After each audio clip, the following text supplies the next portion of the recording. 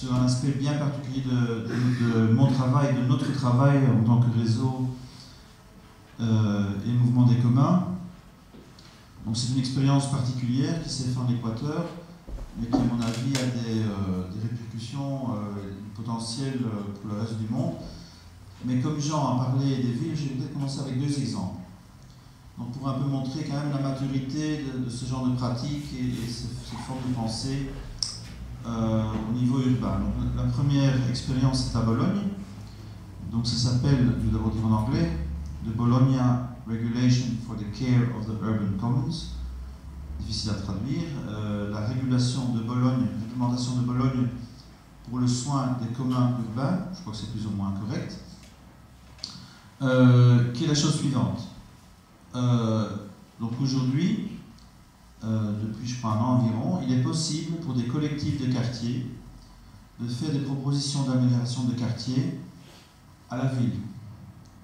Donc il y a une sorte de processus d'évaluation, je ne connais pas très bien les détails encore de ce processus, et puis il y a une négociation entre le collectif de quartier et la ville.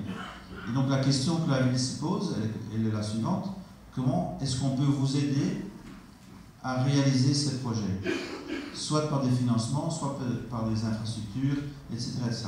Donc ce qui est intéressant dans ce projet, donc il y a déjà 30 projets approuvés, il y en a 100 dans la pipeline, et j'espère que c'est en français ça, la pipeline, oui, dans le pipeline. Ça va, vous m'avez compris. Hein. De toute façon, je parle belge avec beaucoup d'anglicisme, donc vous êtes prévenus. Donc 100 dans la pipeline, et je prends environ 3 douzaines de villes italiennes qui sont intéressées pour copier cette pratique. Alors qu'est-ce qui est intéressant dans cette pratique, c'est que l'initiative vient des citoyens. Donc c'est ça que je vais appeler plus tard, quand j'explique un peu ce qu'on a fait en Équateur, le concept d'un État partenaire. Donc c'est pas un État qui produit pour des citoyens consommateurs qui sont passifs, c'est un État qui facilite l'autonomie individuelle et sociale des citoyens. Donc c'est quand même une image, c'est quand même quelque chose qui est très innovatif par rapport aux politiques urbaines qu'on connaît. Alors un autre projet qui est un peu plus controversé parce qu'il a été fait top-down, mais qui à mon avis est quand même très important, c'est le fameux projet de Barcelone qui s'appelle Fab City. Alors, donc Barcelone, et donc il y a un compteur sur Internet qui a commencé il y a 2 ans, je crois, 40 ans. C'est un projet pour 40 ans. Donc le projet Fab City, c'est réindustrialiser Barcelone. Donc 50% de la production industrielle et alimentaire doit se faire dans la ville ou autour de la ville en 2050.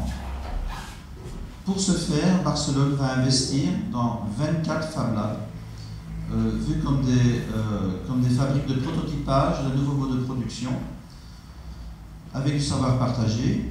Il faut aussi recréer le savoir artisanal qui est en train de se perdre dans beaucoup de villes européennes. Et donc chaque quartier de Barcelone va avoir son propre Fab Lab de prototypage de ces nouveaux modes de fabrication. Et 12 de ces Fab Labs doivent être prêts en 2020. Le premier est déjà très actif, c'est le premier Green Fab Lab, donc le premier Fab Lab vert, qui en fait est aussi le moteur de ce projet. Si jamais vous ne connaissez pas les Fab Labs, donc c'est des laboratoires de fabrication avec des outillages de production distribués. Donc c'est-à-dire un type de machine qui est beaucoup moins cher que les machines industrielles, qui sont connectées avec un savoir partagé numérique, et qui donc d'une certaine sorte, c'est intéressant parce que ça recrée la notion d'un artisanat productif. En gros, l'idée c'est qu'avant le capitalisme, il y avait un artisanat, mais évidemment tout le monde ne pouvait se pas permettre une chaise, une table Louis XVI, donc c'était uniquement pour une élite. Puis on est passé à un système de production de masse, mais avec évidemment le problème qu'on a séparé la connaissance des ouvriers, c'est-à-dire il y a des ouvriers qui exécutent, les ingénieurs et les managers qui organisent la production. Donc on a détruit finalement tout un tissu de connaissances qui existait à cette époque-là. Et donc là, il y a une sorte de nouvelle synthèse où le savoir est partagé par le biais des réseaux, et donc disponible pour ces nouveaux artisans, avec un type de machine qui a un prix d'entrée beaucoup plus démocratique, et qui donc permet de réimaginer une industrialisation, une relocalisation industrielle, donc une industrie sur demande, si vous voulez. Donc par rapport au système aujourd'hui, qui est un système où c'est l'offre qui pousse, donc il y a une surproduction permanente, on crée des nouveaux besoins, etc. etc. Donc une vision productive où c'est la demande qui prime, et on a les designs qui sont en ligne, on peut les downloader et puis fabriquer ces objets localement. Alors quand on sait qu'aujourd'hui, quand on mesure les flux énergétiques et matériaux, 3/4 de la dépense en matière d'énergie aujourd'hui, c'est le transport. Donc vous voyez tout de suite qu'il y a des choses intéressantes. Et donc la vision des Fab Labs, c'est tout simplement tout ce qui est léger et global, et tout ce qui est lourd et local. Bon, ça c'est juste pour vous dire au niveau des villes, et maintenant je commence la présentation officielle. Donc, alors, le projet Flox, c'était quoi? Donc, probablement vous connaissez un peu le background de ce qui s'est passé en Amérique latine. Donc il y avait 20 ans de néolibéralisme dans les années 80 et 90. Quel bonheur, je peux dire 90. Ici en Suisse, c'est au moins un pays civilisé. On est logique, hein, 70, 90, c'est logique. Donc un continent, 80, oui, ça en Belgique on n'a pas encore appris. C'est-à-dire que donc en Amérique latine, il y a eu 20 ans de néolibéralisme dans les années 80-90, on appelle ça les décennies perdues. Non seulement ils n'ont pas avancé économiquement et socialement, mais ils ont régressé. Donc à partir de 2001, il y a une sorte de révolte en Bolivie, en Argentine, dans plusieurs pays, et des gouvernements progressistes qui s'installent plus ou moins pratiquement dans tout le continent. Pour l'anecdote, depuis que ces gouvernements sont en place, et évidemment ils sont critiquables, ils font des fautes et il y a des contradictions, mais pour chaque pourcentage de croissance du produit national brut, il y a 4 fois moins de pauvres qu'en Asie. Donc c'est pas la croissance, c'est la croissance et la politique de distribution qui fait le succès de ce modèle. Mais il y a quand même beaucoup de problèmes, et un problème clé c'est le suivant. Donc quand on va en Équateur, on voit tout de suite qu'il n'y a pas d'industrie. Donc c'est une économie extractive, ça veut dire on va exporter le pétrole, les produits agricoles, mais on va devoir importer des produits de consommation et des produits de production. Donc en bref, je ne sais pas comment on dit ça en français, terms of trade, on dit en anglais, enfin les termes de l'échange, si vous voulez. Donc on va exporter à petite valeur ajoutée, et on va importer à grande valeur ajoutée. Donc finalement, on reste dans une situation de dépendance néocoloniale. Alors, la question du gouvernement équatorien, de 3 instituts en particulier que vous trouvez ici en bas, le ministère de la Connaissance, le secrétariat de l'innovation et l'université publique des fonctionnaires, nous ont demandé est-ce qu'on peut imaginer une transition vers une économie qui dépend de produits finis, enfin limités, d'une rareté, à une économie qui dépendrait de produits qui sont toujours en abondance, c'est-à-dire donc une économie de la connaissance. Avec le bémol, et c'est ça qui était intéressant, donc l'idée c'était de faire justement une économie du savoir sur des communs partagés. Ça c'est nouveau et ça n'avait pas encore été fait ailleurs. Alors, ce qui est particulier à la démarche de la fondation Peer-to-Peer, des gens qui pensent comme nous, c'est qu'on pense en termes de mode de production. Donc, ce qu'on prétend, vous n'êtes pas obligé de me croire, mais on a bien documenté cette hypothèse, c'est que dans une société qui est en crise, à des multiples niveaux, il y a déjà des germes d'un nouveau mode de production. Alors comment ça marche? En bref, donc aujourd'hui, on est capable de créer des communs partagés au niveau de la connaissance déjà, où des personnes du monde entier peuvent contribuer à ces communs. Donc, c'est important. Le centre de la création de la valeur, c'est les contributeurs, payés ou non payés, qui, par le biais de licences ouvertes, vont créer des biens communs, immatériels d'abord. Donc des communs de la connaissance, des communs de logiciels, des logiciels libres, et des communs de design. Donc quand on dit design, on est déjà dans la production physique. Design d'objets et de processus industriels pour une fabrication. D'accord? Ces contributeurs qui créent des communs et qui ne créent pas des marchandises. C'est un commun, c'est quelque chose qui est partageable.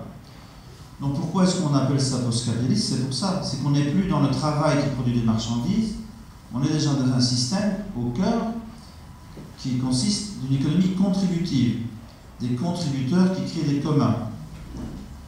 Alors, autour de ces communs se crée une sphère marchande. L'exemple que j'ai envoyé, je crois, aujourd'hui, dans une interview l'après-midi, on va prendre les données géographiques. Alors, en Europe, en général, pays socio-démocrate, on va dire, il y a quand même une conception assez bizarre, c'est-à-dire l'État investit dans la création de ces données géographiques, a le droit de propriété intellectuelle sur ces données géographiques et estime qu'elle doit regagner cet investissement. Donc on va faire des mises en chaire, c'est ça comme ça, mises aux enchères, qui donc vont résulter de 2-3 grandes entreprises qui vont avoir le droit monopoliste de travailler sur ces données géographiques. Je ne sais pas en Suisse, mais en Belgique, TomTom, ce truc, je ne sais pas si ça existe ici. Bon. Alors, ce qui est paradoxal, donc en Europe, on a une toute petite économie des données géographiques, avec quelques centaines de personnes qui travaillent dessus. On va dans ce pays hyper-capitaliste qui s'appelle les États-Unis, et on remarque quelque chose de remarquable, que les données géographiques sont données au public. Donc c'est un commun.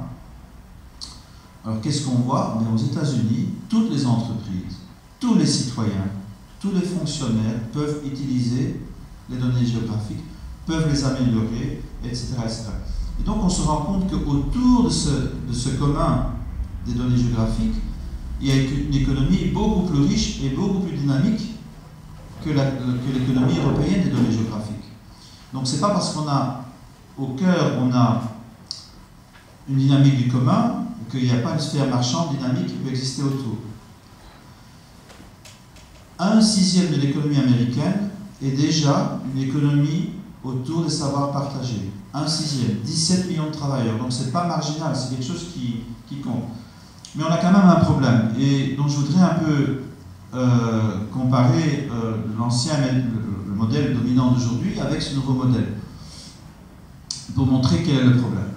Donc ça c'est le problème ancien. Le mode de production qu'on connaît, d'accord? Donc on considère que la valeur est créée par des personnes privées. Si on est à gauche, on dit les travailleurs, si on est à droite, on dit les entrepreneurs et le capital. Cette valeur est captée par les entreprises qui versent des salaires aux travailleurs. Je crois que c'est plus ou moins de suite dans ce raisonnement. Alors, comme dans la transaction de marché, il n'y a pas d'externalité, donc c'est l'intérêt mutuel qui prime la transaction, on ignore les externalités écologiques et sociales. Et donc, dans ce système dominant aujourd'hui, on a un État qui va réguler le marché. Le problème évidemment, aujourd'hui, c'est que le marché est tellement fort qu'il domine l'État et donc ça ne marche plus très bien. Ça, c'est un autre problème. Alors, quand on parle de la société civile, alors je ne sais pas très bien en français, mais en anglais c'est très clair. On parle de non-profit et on parle de non-governmental. Donc c'est clair qu'on ne considère pas la société civile comme productive. C'est dérivé. C'est ce qu'on fait quand on rentre chez soi et qu'on est fatigué. Et on vote tous les 4 ans pour décider qui décide à notre place. Alors dans le nouveau système, donc, il y a quand même un petit problème aujourd'hui, c'est le suivant. Donc on a la production entre pairs, donc une économie contributive qui crée des communs, mais dans un système dominant, qui est le système aujourd'hui, on a des nouveaux intermédiaires qui captent la valeur de la coopération humaine. Pensez Facebook, pensez Google. Pour être clair, une plateforme vide, ça n'a aucune valeur. Donc c'est les interactions humaines sur ces médias, par exemple, qui créent la valeur de la plateforme. Alors au niveau de l'utilité sociale, c'est pas si mauvais que ça. On peut dire merci Facebook, vous investissez pour que 3 milliards de personnes peuvent s'engager dans des dynamiques sociales de pair à pair. Ils peuvent communiquer sans permission, ils peuvent s'auto-organiser sans permission, ils peuvent produire la valeur sans permission. C'est bien. Mais au niveau de la valeur d'échange, vous allez tout de suite voir qu'il y a un problème. Le problème, c'est qu'au niveau de la valeur d'échange, il n'y a pas de partage du tout. Donc il y a 100% de la valeur marchande qui est créée par l'interaction, qui est privatisée. Et donc ça, on appelle ça la crise de la valeur. C'est-à-dire qu'on entre dans une forme économique, une forme de société, où de plus en plus on est capable de créer directement l'utilité sociale. La monétisation, donc il y a une croissance exponentielle de cette production entre pairs. La monétisation, il y a une croissance linéaire, et en plus elle est captée exclusivement par ce que j'appelle les plateformes nétarchiques. Pourquoi nétarchiques? L'hierarchie des réseaux. D'accord? Donc, par exemple, vous regardez Facebook, le front-end, donc le côté client est pair à pair, mais tout ce qui est caché, tout ce qui est invisible est hiérarchique. Donc le design, vous n'avez aucun poids sur le design, la propriété est centralisée, les serveurs sont centralisés, et les algorithmes sont centralisés, etc. Bon. Alors donc l'image c'est la suivante, ça c'est ce qu'on a voulu faire en Équateur, c'est de partir des germes d'une production entre pairs saine vers un modèle de société sain. Alors j'explique. Donc aujourd'hui, ça c'est très important, avec la production pair à pair, on a une société civile productive. Ce sont les citoyens qui contribuent au bien commun. Donc vous voyez toute la différence avec l'ancien système dominant aujourd'hui. Donc aujourd'hui, on a une société civile qui n'est plus à la périphérie, mais qui est au contraire au centre de la création de la valeur. C'est là que ça se passe. C'est dans les communs. Alors ici, plutôt que d'avoir une économie nétarchique qui capte la valeur de la coopération humaine, on peut s'imaginer une économie éthique. C'est-à-dire, pour employer des vieux termes de l'économie politique du XIXe siècle, la plus-value. Donc aujourd'hui, c'est quoi le problème? C'est qu'un contributeur au commun ne peut pas vivre dans la sphère des communs. Donc il est obligé de vendre son travail dans la sphère du capital.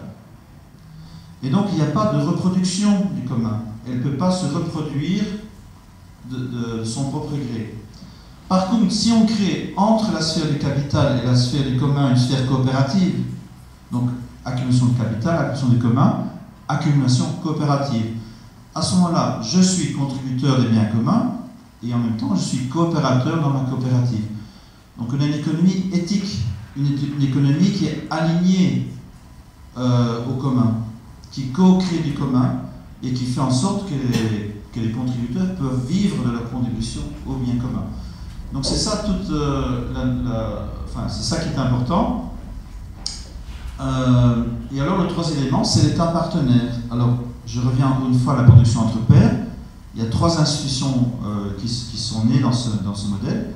La communauté des contributeurs, la coalition entrepreneuriale, la sphère marchande autour des communs, mais aussi il y a des fondations.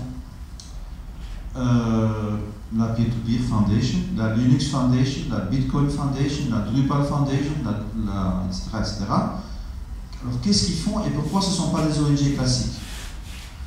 C'est une vision de rareté et d'abondance, c'est ça la différence. Donc une vision de la rareté, c'est quoi? Il y a un problème. Nous, ONG, nous allons trouver des ressources pour solutionner ces problèmes. Et on va diriger les ressources vers le problème. C'est pas comme ça que fonctionne la Fondation Wikimedia, la Linux Foundation. C'est très différent. C'est-à-dire, le modèle est suivant. Il y a un problème. On sait qu'il y a assez de citoyens qui sont prêts à contribuer à la solution de ce problème. Donc, on va faciliter une infrastructure de coopération. On va créer une infrastructure, on va maintenir une infrastructure de coopération. Donc, la Wikimedia Foundation ne dit à personne ce qui doit être fait pour le Wikipédia, mais elle fait le financement participatif pour les serveurs, par exemple. La Linux Foundation protège les licences ouvertes contre les abus. Il s'occupe de certification. Alors, si on met ça au niveau macroéconomique, donc on passe du modèle microéconomique à un modèle macroéconomique, on a cette image-là. Donc on a une société où la société civile est primaire et productive, une économie éthique qui tient compte qui a internalisé les externalités, donc une économie morale qui est alignée avec le commun, et un État partenaire qui facilite l'autonomie sociale et politique au niveau territorial. Donc ça, c'est un peu, si vous voulez, le modèle, ce que j'appelle l'utopie réelle, qui est derrière le projet. Alors, pour un peu vous expliquer la méthodologie du projet, imaginez-vous que dans la société, les secteurs économiques tournent autour d'un commun de savoir partagé. Vous avez l'éducation, la culture, la science, l'industrie, l'agriculture, etc., etc. Donc tout ça sont des communs. Donc première question, ici au-dessus, c'est comment alimenter ces communs. Donc quels sont les processus qui doivent mettre en place dans la société pour pouvoir alimenter ces communs. On va prendre l'exemple de la science. Aujourd'hui, la science n'est plus ouverte. Donc le output scientifique est contrôlé par des éditeurs. Les articles scientifiques sont derrière des paywalls, comme je dis en français. Et donc, si vous êtes un scientifique en Équateur, oubliez-le. 40 € par article, c'est pas possible. Donc, vous êtes exclu du commun scientifique. Le commun scientifique n'est pas alimenté. Donc, vous avez un problème. Donc là, il faut passer vers un modèle de Open Access Scientific Publishing, donc des publications scientifiques ouvertes, accessibles à tous. Donc ça, c'est une alimentation du commun. Donc c'est Open Access va alimenter le commun dans cette sphère particulière. Alors au niveau, un autre niveau, c'est les infrastructures matérielles qui sont nécessaires. Un exemple là, c'est assez clair. Donc si vous faites une transition d'un modèle de laboratoire scientifique propriétaire, donc avec du hardware scientifique propriétaire, et vous passez à des laboratoires scientifiques avec du hardware ouvert, donc des instruments scientifiques avec du design partagé. Vous pouvez créer un laboratoire scientifique avec 1/8 de l'investissement d'un laboratoire propriétaire. Donc imaginez-vous qu'un pays comme l'Équateur le fasse. Vous pouvez financer 8 fois plus d'étudiants, 8 fois plus de chercheurs qui vont produire matériellement la science. Donc ça, c'est une condition matérielle. Mais il faut aussi des conditions immatérielles. Alors, je vais donner un petit exemple pour illustrer ça. Donc en Équateur, ils ont une très bonne législation sur les logiciels libres, un décret présidentiel. Eh bien, ça ne marche pas. Alors, pourquoi ? Parce qu'il y a très peu donc la loi équatorienne dit pour être engagé par l'État pour produire le logiciel, il faut avoir un doctorat. Eh bien, il n'y a pas beaucoup de personnes qui ont un doctorat, et ceux qui en ont préfèrent travailler pour 4 000 $ aux États-Unis que pour 1 500 $ en Équateur. Donc voilà, une belle législation, mais qui ne se réalise pas, parce qu'il y a un problème objectif. Alors qu'est-ce qu'on pourrait faire ? Il y a des milliers de gens en Équateur qui savent en fait coder. Parce qu'aujourd'hui, l'apprentissage des logiciels, ça ne se fait pas à l'université, ça se fait dans les communautés open source, ça se fait de pair à pair, etc., etc. Donc là, si on travaille sur une certification ouverte, Open Certification, Open Accreditation, on peut créer une solution, c'est-à-dire accréditer ceux qui connaissent le code source, qui peuvent travailler et créer des logiciels libres sans nécessairement avoir un diplôme officiel. et alors évidemment créer un pont entre les deux, voir comment on peut avoir une sorte de reconnaissance officielle de ces accréditations pair à pair. Vous voyez, donc ça c'est pas une solution matérielle, c'est une solution au niveau de la réglementation. Donc voilà, donc on a fait ça systématiquement pour les différents domaines. Alors un projet qui me tient particulièrement à cœur, j'espère qu'il se fera. Je ne sais pas si vous connaissez l'atelier de paysans.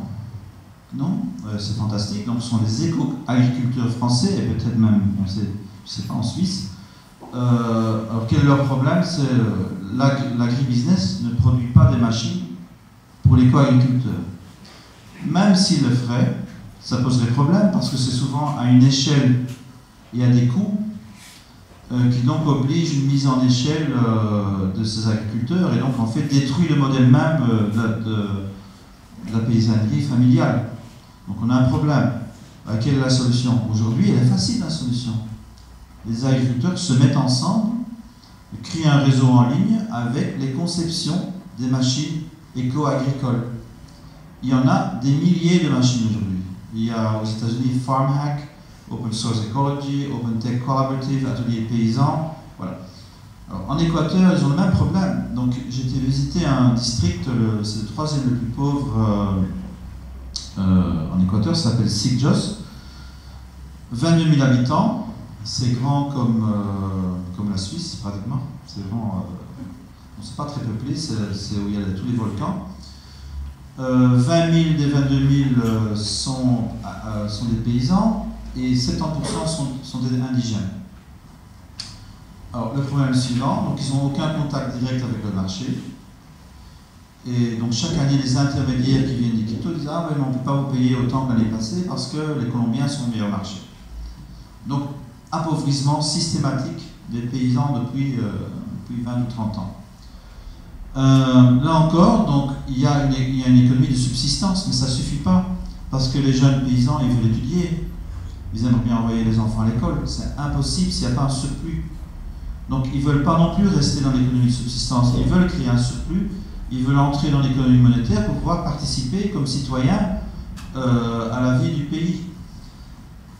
Donc là, par exemple, l'idée c'était de connecter donc, des organisations comme les ateliers paysans avec les jeunes paysans indigènes de ce district pour pouvoir créer une production domestique d'outillage agricole pour cette région. Donc il y a un maire qui est très motivé pour faire ça. Alors pour être honnête, je ne sais pas combien l'Équateur va réaliser ce programme. Donc il y a plein de contradictions politiques, des factions, des luttes de factions. On ne s'est pas payé pendant 4 mois, je vous épargne les détails. Donc il y a bon, pas grand chose, à mon avis, qui va sortir concrètement de ce travail, mais vous connaissez la stratégie parcours, hein, les jeunes qui sautent sur les toits et les échelles et tout, c'est comme ça que je fonctionne. Alors qu'est-ce qu'on a fait quand même? On a quand même fait le projet, c'est-à-dire que pour la première fois, il y a un plan de transition vers l'air commun qui a été pensé, qui a été écrit. Il y a eu un processus participatif énorme pour arriver à ça. Donc on a parlé à 70 organisations civiques équatoriennes. On a eu 24 ateliers, un par province, avec la société civile. On a mis ça en ligne, donc pendant 3 mois les gens ont pu faire des commentaires. Donc c'est quand même un travail qui n'est pas simplement une sorte d'invention, je dirais, individuelle, ça a été un travail participatif, intéressant, et donc il peut servir de modèle. Alors je ne dis pas évidemment que d'autres personnes sont obligées de suivre les propositions, mais c'est quand même un outil de référence. Alors pour vous donner quand même quelques exemples de ce qu'on a fait depuis, donc on a travaillé aussi avec Nicolas, avec le réseau francophone des communs, dont certaines personnes, à mon avis, étaient au Parlement européen. Aujourd'hui, il y a un groupe parlementaire européen pour les biens communs. On a travaillé avec Syriza. Syriza a repris des propositions dans le programme électoral, surtout au niveau des licences. Et le vice-premier ministre grec a déclaré que les communs seraient ou devraient être la politique de développement du sud de l'Europe. Alors, pour la petite anecdote, les jeunes gens qui travaillent avec lui, c'est des jeunes immigrés qui sont venus voir en Équateur ce qui s'est passé avec ce projet. Donc on voit que même si ce n'est pas une grande réussite directe au niveau politique en Équateur, c'est quand même un travail qui peut servir.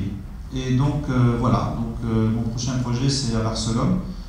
C'est pas avec Podemos encore, mais c'est avec la coopérative intégrale de Catalogne, qui est une coopérative d'un nouveau type. Alors je vais vite faire la critique des anciennes coopératives et vous dire pourquoi ces nouvelles coopératives sont intéressantes. Alors, le problème des anciennes coopératives, c'est qu'elles travaillent uniquement pour leurs membres. Que ce soit des coopératives de producteurs, de consommateurs, on travaille pour nos membres. Donc finalement, on entre dans une logique de compétition sur le marché dominant qui petit à petit mène à une adaptation, etc. On a un exemple, hein, Mondragon, que j'aime beaucoup par ailleurs, donc grande coopérative basque, 60 000, 80 000 personnes, je ne sais pas. Ils vont en Pologne, mais ils n'ont pas envie de partager leurs bonus. Et donc on va engager des travailleurs polonais au salaire minimum et il y a une grève. Donc là on entre dans des contradictions de cette forme de coopérativisme. Donc le concept qu'on défend, c'est des coopératives ouvertes.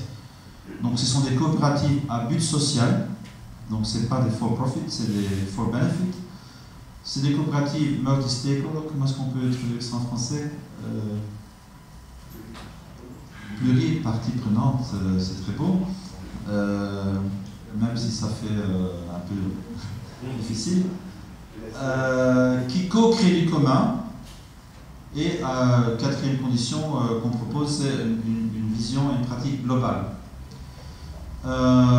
Donc la coopérative Catalogne, en Catalogne, c'est aussi leur vision. Donc c'est une coopérative qui fait tout avec des licences ouvertes, déjà, qui essaye de mutualiser au maximum leurs pratiques de production industrielle. Ils sont passés de 0 à 5 000 membres sur 3 ans. Ils ont un grand centre qui s'appelle Calafu, communauté post-industrielle, post-capitaliste, et ils ont surtout du succès avec l'économie freelance, donc tous les travailleurs précaires, il y en a énormément en Espagne, qui vont donc s'engager auprès de la coopérative pour leur comptabilité et leurs taxes. Du coup, toutes les activités en interne ne sont pas taxées. Du coup, ils ont leurs propres taxes internes qu'ils utilisent pour un fonds du bien commun qui leur permet de continuer. C'est une coopérative très intéressante et leur projet, ce sera pour avril, c'est de faire un processus de transition vers les communs sans État. On va voir ce que ça donne. Donc en Équateur, évidemment, la vision c'était d'engager l'État. Ici, la vision c'est d'aller sans l'État. Évidemment, il faut comprendre aussi la situation en Espagne, un gouvernement d'extrême droite qui est tout à fait opposé aux communs et aux pratiques pair à pair, qui est opposé aux énergies renouvelables, qui est opposé au financement participatif. Donc c'est pas rigolo, et c'est pas avec ce gouvernement, c'est pas avec ce type de gouvernement-là qu'on va faire une transition vers les communs, c'est clair. Donc là, on va essayer avec le monde civique, avec les partenaires, le réseau de cette coopérative, de voir ce que ça peut donner. Donc on va faire ça en 3 semaines, hein, donc ce sera une sorte de voyage d'exploration d'abord. Voilà, je crois que j'ai plus ou moins fini. Nicolas, est-ce que j'ai oublié quelque chose Ah oui. La lutte de classe 3.0. Voilà. Je l'avais mis dans Firefox. Voilà. Alors, donc le point de vue qu'on défend, c'est que de toute façon, les infrastructures technologiques aujourd'hui vont être des technologies de pair à pair. Donc ça devient l'infrastructure généralisée du monde à venir. Mais ce qui est très important, c'est que cette technologie peut être agencée de façon différente par rapport aux intérêts sociaux qui investissent dans cette infrastructure. D'accord ? Donc alors ici, vous avez un axe vertical qui dit contrôle centralisé et contrôle distribué, avec un but pour le profit ou pour l'utilité sociale. D'accord ? Donc ça donne 4 quadrants. Premier quadrant, ici, le capitalisme monarchique. Donc le front-end est pair à pair, mais l'infrastructure invisible et tout à fait hiérarchique contrôlée. Donc l'hierarchie du réseau, NetArch, d'accord? Donc je vous ai expliqué le problème justement de la captation de la valeur dans ce modèle. Il y a un modèle qui attire beaucoup de personnes, mais que je trouve aussi dangereux. C'est un modèle on va appeler ça du capitalisme distribué. Pensez à Bitcoin. Donc Bitcoin est une monnaie qui peut être créée de façon pair à pair. Donc c'est un programme que vous pouvez downloader et télécharger. Vous faites aller la machine et à un certain moment, ça produit de la monnaie virtuelle. Alors quel est le problème? Donc dans le design même, dans la conception même de Bitcoin, au début, on peut faire très facilement un très bon marché des pièces de monnaie. Mais au fur et à mesure, ça devient de plus en plus difficile. Donc ce qui se passe en fait, c'est que la conception, c'est que la demande va croître plus vite que l'offre. Et donc le prix va monter. D'accord? Alors le problème avec ce design, c'est un design pour le profit. C'est une rente extractive. Si vous êtes au début, donc il y a déjà une oligarchie Bitcoin, donc en fait le Bitcoin est plus inégalitaire que la monnaie classique. C'est pas vraiment pair à pair. Si vous êtes un paysan en Andhra Pradesh sans ordinateur, et vous voulez acheter une pièce, ça va vous coûter $600. 600 vont aller vers un Américain de 18 ans. Bon, c'est quand même un peu problématique. D'accord? Donc ça c'est un modèle, on va dire, anarcho-capitaliste. L'idéal de Bitcoin, c'est que nous tous soyons propriétaires, entrepreneurs, etc. Donc c'est ça la vision de Bitcoin.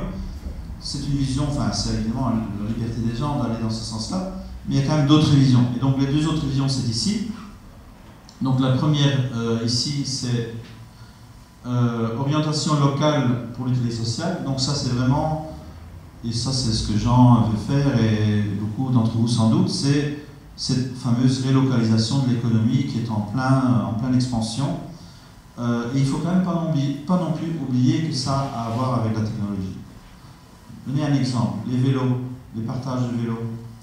On a ici ça depuis les années 60, ça n'a jamais marché. Pourquoi? Et les gens volaient les vélos. Et il n'y avait aucun moyen de gérer ça. Aujourd'hui, vous avez un chip dans le vélo, on sait où sont les vélos, c'est devenu un problème marginal. Donc aujourd'hui, vous avez 6000 voire 8000 projets de vélos partagés dans le monde entier. C'est en explosion. L'agriculture urbaine est en explosion. Aux États-Unis, 48% de plus de production urbaine communautaire sur 2 ans. Les dollars time banks de 8 à 400 en Catalogne sur 3 ans. Les pépinières de coworking de 3 à 50 en 3 ans rien qu'à Barcelone. Les hackerspace à Vienne de 1 à 15 sur 3 ans. Donc il y a aujourd'hui une énorme explosion de la résilience locale, des gens qui réimaginent les circuits de production au niveau local en utilisant ces technologies pair à pair. Et alors finalement, et ça manque encore un peu, mais c'est là-dessus que nous on travaille, donc c'est-à-dire la création de donations de production physique autour des communs globaux. Alors je donne un exemple. Donc, la voiture Wikispeed, donc une voiture qui est conçue par 80 personnes dans 12 pays sur 3 mois sans aucun capital, qui est 5 fois plus efficace au niveau énergétique que les voitures industrielles. Il y a 26 voitures de ce type, il y a 3 ans. Aujourd'hui, je n'ai pas vraiment suivi. Bon, cette voiture-là, donc le système c'est clair, donc il y a une communauté de design qui est globale, donc des ingénieurs automobiles qui travaillent dans le monde entier, mais le but c'est de la fabriquer localement dans une micro-fabrique. Alors ma proposition, c'est ça qui est important, c'est que si on reste dans le local, on n'a pas de contre-pouvoir. Donc il faut des grandes coopératives mondiales, que tous les gens qui produisent du Wikispeed localement soient organisés non seulement au niveau local, mais au niveau global. C'est seulement comme ça. Donc on a aujourd'hui des organisations civiques mondiales, mais ce qu'on n'a pas, c'est un contre-pouvoir économique. Et donc pour ça que c'est très important de travailler ici sur des communs globaux. Alors je crois que je vais terminer. Oui, c'est bon? Voilà, allez, merci.